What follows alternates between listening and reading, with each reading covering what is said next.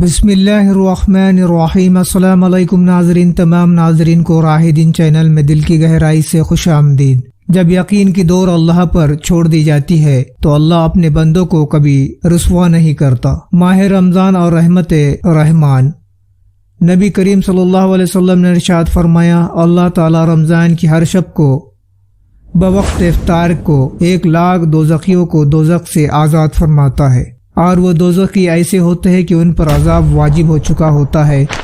جب رمضان کی آخری شب ہوتی ہے تو اس میں اتنی تعداد میں آزاد فرما دیتا ہے جتنی تعداد میں رمضان کی پہلی شب سے لے کر آخری تک آزاد کر چکا ہوتا ہے۔ ماہ رمضان کی خصوصیت دوسرے مہینوں پر ماہ رمضان المبارک کی فضیلت چند اعتبار سے ہے۔ قرآن مقدس میں یہ تو مذکور ہے کہ مہینے برابر ہے، اور یہ بھی مذکور ہے کہ ان میں 4 حرمت والے ہیں۔ وہ حرمت و عزت والے مہینے کون سے ہیں یہ مذکور نہیں، لیکن ماہ رمضان مبارک کا نام قرآن مقدس میں صراحت کے ساتھ مذکور، باقی کسی مہینے کا نام صراحت کے ساتھ مذکور نہیں۔ جیسا کہ اللہ تعالیٰ نے ارشاد فرمایا، رمضان کا مہینہ جس میں قرآن نازل ہوا، ماہ رمضان میں قرآن مقدس نزول ہوا، جیسا کہ مذکور بالا آیات میں ہے۔ اللہ کا خوف ہر حالت میں روزدار کے دل پر طاری رہتا ہے، یہی وجہ ہے کہ وہ خلوت میں بھی کوئی ایسا کام نہیں کرتا۔ ماہ رمضان روزہ دار کے اندر بہت سی روحانی اور اخلاقی خوبیوں کو پروانہ چڑھاتا ہے، مثلا جو حکم ربانی کے خلاف ہو۔ روزہ دار کے اندر صبر اور برداشت، نیز ضبط نفس کی صلاحیت پیدا ہو جاتی ہے۔ وہ گالی یا دعوت مبازرت کے جواب میں صرف یہ کہتا ہے کہ میں روزہ دار ہوں، اور گزر جاتا ہے۔ اپنے اوقات کار کو مضبط کرتا ہے، شب بیداری کی عادت پیدا ہوتی ہے، تہجد اور نوافل کا پابند ہو جاتا ہے، جماعت کا اہتمام کرتا ہے، اس کے اندر اپنے احتساب کی صلاحیت پیدا ہو جاتی ہے، اور صفت سے متحصف ہو جاتا ہے کہ فرمان عالی شان مطابق وہ شیطان کے مقابلے کے لیے خود کو تیار کر لیتا ہے، اور اس کو قدرت کی طرف سے ایک ڈھال مل جاتی ہے جو شیطان کے حملے سے محفوظ رکھتی ہے۔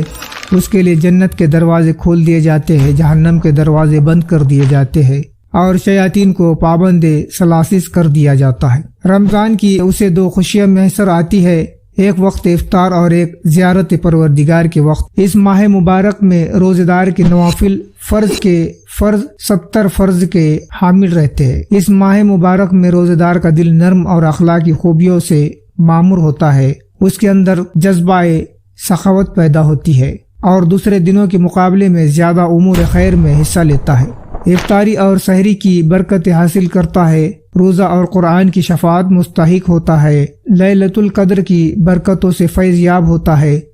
روزہ دار خود کو رمضان کے بعد نفلی روزوں کے لیے آمادہ کر لیتا ہے۔ روزہ دار جسمانی صحت سے بہرمند ہو جاتا ہے۔ اسی ماہ میں شب قدر ہے، جس کا قیام عبادت و شب بیداری 1000 مہینوں کے قیام سے بہتر ہے۔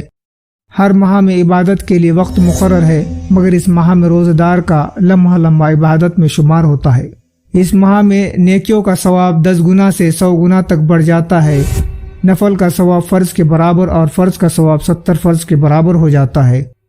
اللہ تعالیٰ اس ماہ میں اپنے بندوں پر خصوصی توجہ فرماتے ہیں، جنت کے دروازے کھول دیے جاتے ہیں، اور جہنم کے دروازے بند کر دیے جاتے ہیں، آسمان کے دروازے کھول دیے جاتے ہیں، اور بندوں کی جائز دعائیں باب اجازت تک بالکل آسانی کے ساتھ پہنچا جاتی ہے۔ حضرت ابراہیم کے صحیفے اسی ماہ کی 1 تاریخ کو نازل ہوئے، تورات شریف اسی ماہ کی 6 تاریخ کو نازل ہوئی، انجیل شریف اسی ماہ کی 13 تاریخ کو نازل ہوئی، قرآن مقدس اسی ماہ کی 24 تاریخ کو نازل ہوا، خاتون جنت حضرت فاطمہ الزہرا کا وصال اسی ماہ کے 3 تاریخ کو ہوا، جنگ بدر اسی ماہ کی 17 تاریخ کو ہوئی، فتح مکہ اسی ماہ کی 20 تاریخ کو ہوئی، حضرت علی شیر خدا کی شہادت اسی ماہ 21 تاریخ کو ہوئی۔ تو ناظرین، مجھے دیجیے اجازت، ملتے ایک دوسرے ویڈیو میں۔ السلام علیکم، اللہ حافظ۔